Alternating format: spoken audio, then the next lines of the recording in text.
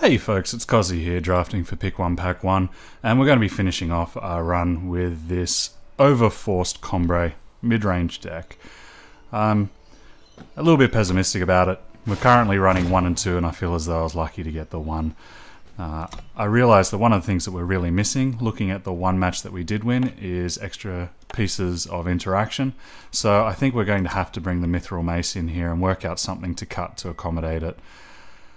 I think looking at these, one of the weakest cards that we have is probably up near the top end. We'll need to consider either losing the Fledgling or the Watchwing. Out of these, the Watchwing is definitely the weaker card of the two, and I feel as though it's significantly weak enough that even though it's impacting our curve to make this kind of change, it's just something we have to lump.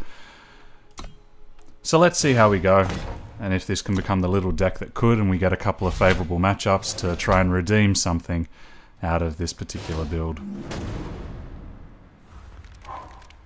So this matchup, paired up against Braddock, we have a slightly awkward opening hand. We have both of the 2 Shadow Sigils that we have in our deck and the Justice Sigil, and we're basically waiting on until turn 3. Fortunately, we're on the play, so I think we can work around this, because by using the Seek Power to get our Time Sigil, we'll be in a reasonable position. We'll be in trouble if we happen to get any double faction cards, but I guess that's just the risk we take with a deck like this. There could be an argument made to waiting until turn 2 to see if we happen to draw a different sigil, but I feel as though we have enough of a likelihood to be finding our second colour anyway, and also of drawing a 2-drop, that's just not a risk that I'm willing to take. This kind of hand just wants to get on the ground as soon as possible. Whispering Wind represents a problem for us. It's card advantage in as much as if they have spare sigils in their hand, they can just use them to discard them and upgrade them to actual worthwhile cards. So even though ideally I'd like to be getting some pressure on the table, we're not going to be in any sigil trouble for the moment. So I think I'd rather dispel it and stop them being able to shape their hand. Yeah, they could be getting better cards in the future, but if they can upgrade their sigils into useful cards with my hand like this, I have absolutely no hope whatsoever. It's big enough of a problem right now for me to want to deal with it straight away.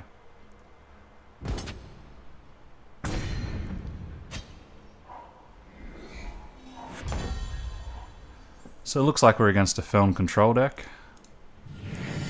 I think our choices here are either to play the Combrei Stranger and a bunch of ornamental daggers, or to play our Amber Acolyte and just get another green sigil out of our deck. I don't want to be offering up any kind of 2-for-1. He looks like he's playing a Felm control deck that I imagine is going to be stacked with removal. So I think in this instance we just want to keep thinning our deck and developing our board.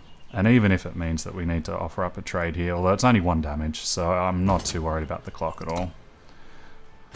I just don't want to be giving up 2-for-1s at this stage, especially when it looks like we're going to be sigil flooded for this particular match.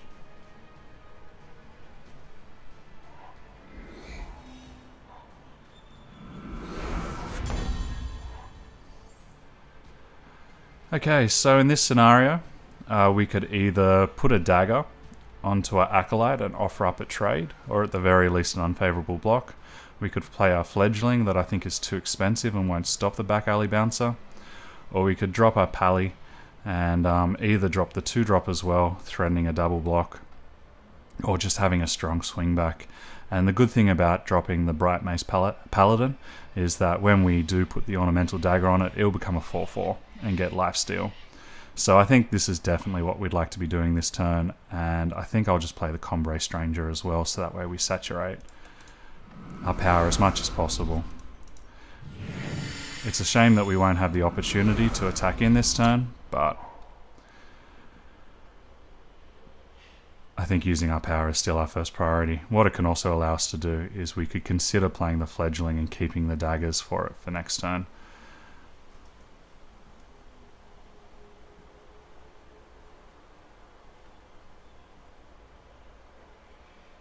The advantage of this is we've now definitely blocked Whispering Wind from attacking in. It's really whether he wants to attack in with his back alley bouncer. He could be playing things like the quick draw equipment. And if that's the case, I just need to take it, and this game's going to come down to me relying on the Paladin gaining me as much life as he's going to be doing.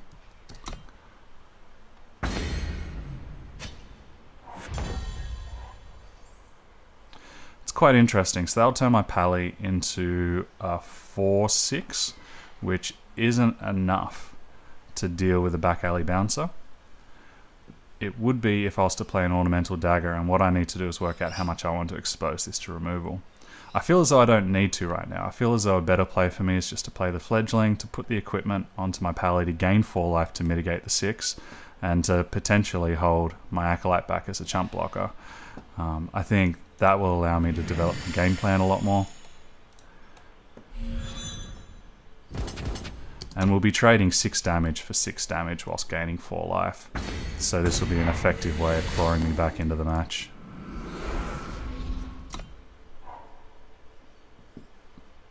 It could be that he'll put more equipment on the bouncer and then I need to reconsider, but yeah. Him playing the Execute is a real strong justification for... Well, actually, the reality is if I played the shield on it, he wouldn't have been able to play Execute. But I did have to respect other forms of removal.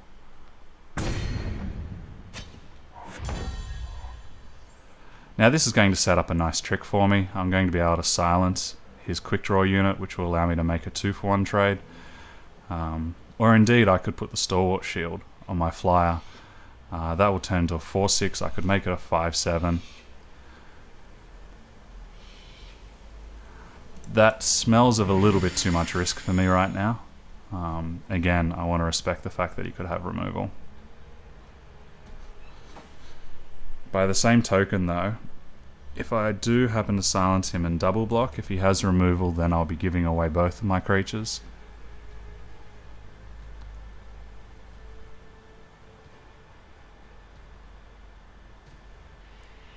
Alternatively, I could just see the Desert Marshal as a chump blocker.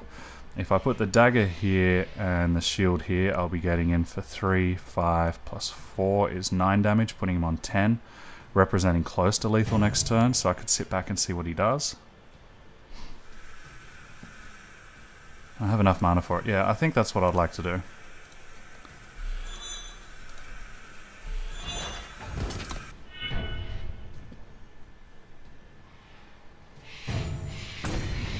I don't think he has a fast spell right now about how quick that stop was.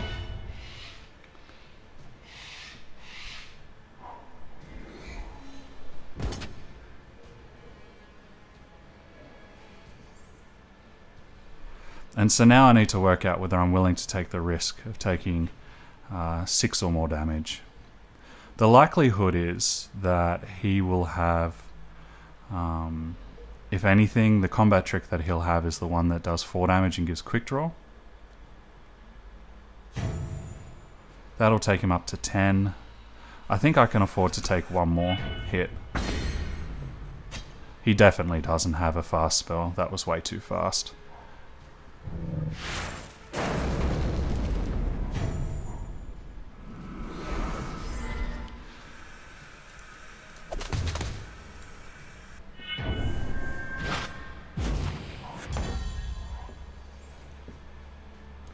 We'll attack in the sky now that we have the opportunity to slow him down.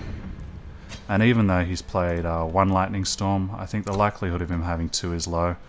I could choose to sandbag or wait on this Awakened Student until I have a Sigil.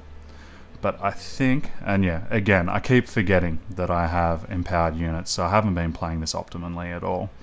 Although I did need all 7 power last turn, so perhaps I'm being a bit unfair on myself. So I could wait for a Sigil before playing the Awakened Student. If that's the case, I have 18 Sigils in my deck plus an extra 3 ways of drawing it out, although I've already used 2 of them, I think. So I'll be looking at 11 odd 12 out of 28, so a 50% chance. But I think I'd rather represent the overlap, so that way I can put more pressure on him. It does expose myself to another Lightning Storm, but I think that's a risk I'm happy to take.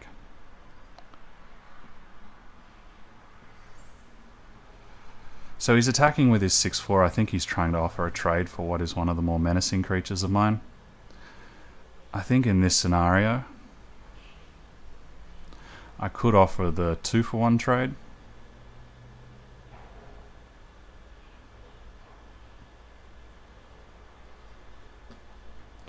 And if he doesn't have a trick, then I can hit him for 4 and represent lethal. Yeah, I think I'm happy doing that.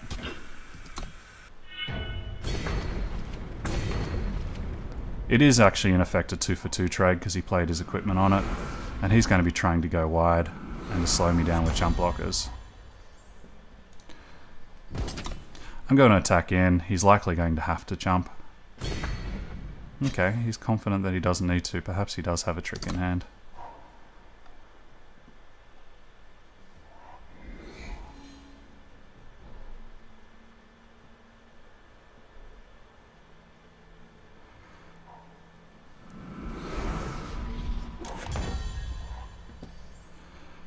So the quick draw bat represents a problem. If I attack, he has to block, so then he has 7 damage if I don't block the black, 7 damage if I don't block the bat, 6 if I do, and then he gets the snowball to do the 7th.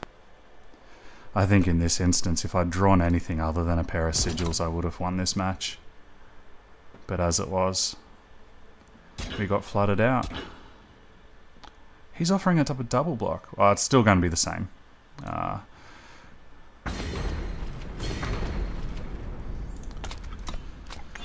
And we flood. So there you have it. Pretty underwhelming result with a pretty underwhelming deck.